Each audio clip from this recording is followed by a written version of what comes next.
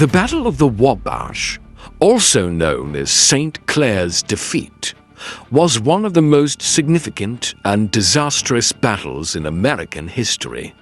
It took place on November 4th, 1791, not November 30th, 1795.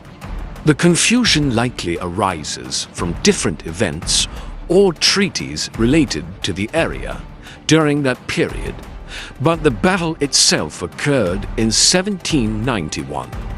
Here's a detailed account of the battle, including a description of the geography and strategic importance. After the American Revolution, the newly formed United States sought to assert control over the Northwest Territory, a vast area that included present-day Ohio, Indiana, Illinois, Michigan, and parts of Wisconsin and Minnesota. However, this land was already inhabited by Native American tribes, including the Shawnee, Miami, Delaware, and others, who resisted American expansion.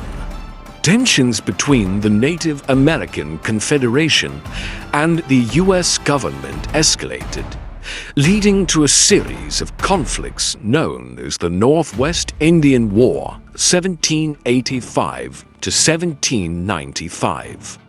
The Battle of the Wabash was part of this larger conflict.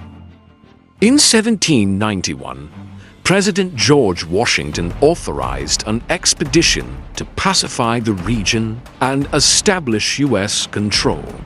The campaign was led by General Arthur St. Clair, who was then the governor of the Northwest Territory. Despite concerns about the readiness of his troops, St. Clair marched north from Fort Washington, modern-day Cincinnati, Ohio, with approximately 1,400 soldiers, including regular infantry, militia, and some artillery.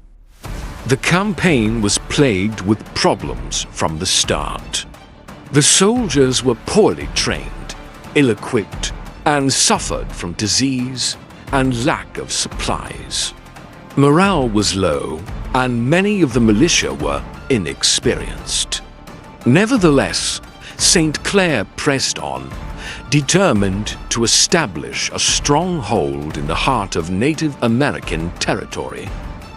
On the morning of November 4th, 1791, St. Clair's army was encamped near the Wabash River, in what is now western Ohio, close to the present-day city of Fort Recovery.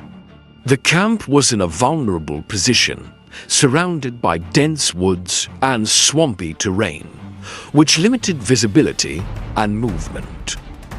Before dawn, a confederation of Native American warriors, estimated to be around 1,000 strong and led by the Miami Chief Little Turtle and Shawnee Chief Blue Jacket, launched a surprise attack on the American camp.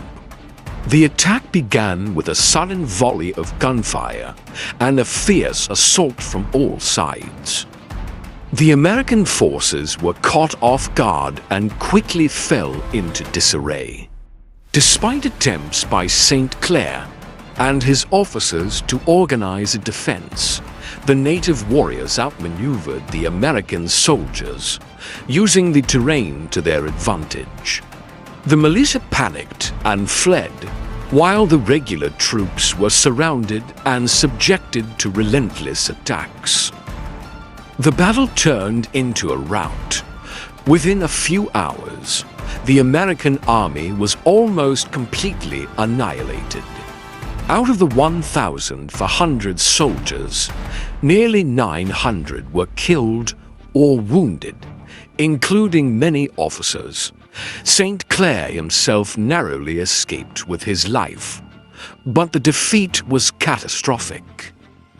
The Battle of the Wabash remains one of the worst defeats in U.S. military history.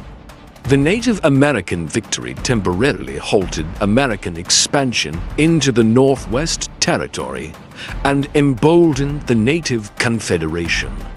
It also led to a significant reassessment of U.S. military strategy in the region. In response to the defeat, President Washington ordered a full investigation, and the U.S. government began to take steps to reform the army. A new military force, led by General Anthony Wayne, was eventually raised and trained. This culminated in the decisive American victory at the Battle of Fallen Timbers in 1794, which effectively ended the Northwest Indian War.